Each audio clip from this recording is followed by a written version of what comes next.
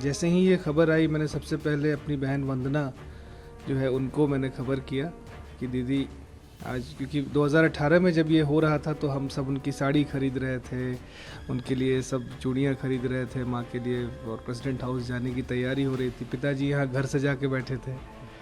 आज दोनों में से कोई नहीं तो जलसा हो रहा होता।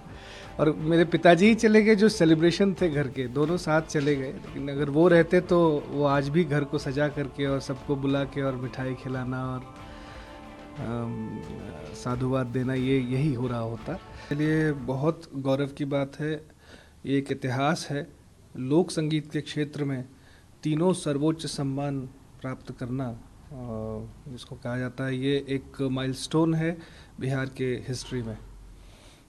बहुत गौरव की बात है। ये सिर्फ शारदा सिन्हा जी का सम्मान नहीं है, बल्कि पूरी लोक संस्कृति का सम्मान है, बिहार की मिट्टी का सम्मान है। मैं केंद्र सरकार को हृदय से बहुत बहुत धन्यवाद देता हूँ, क्योंकि इससे लोक गीत के क्षेत्र में आने वाले लोगों को भी प्रोत्साहन मिलेगी कि आप महज एक लोक संगीत गा करके पूरे विश्व में छा सकते हैं। उसे तो शारदा सिन्हा जी किसी परिचय के मोहताज नहीं है। क्या आपको लगता है कि ये जो अवार्ड इनको मिला है पहले मिल जाना चाहिए? देर सुदेर थोड़ा होता रहता है इसमें। जैसे कि उनको पद्मश्री 1991 में मिला था और उसके बाद पद्म भूषण 2018 में मिला। ये गैप बहुत ज़्यादा बड़ा हो गया, और इस गैप के बड़े होने की वजह से समझिए कि और पहले पद्म विभूषण जो मिलता वो बाद में मिल पाया, लेकिन 2018 से 2024 के बीच में ये तुरंत जो दिया गया, तो कहीं ना कहीं न्याय को बराबर कर दिया गया।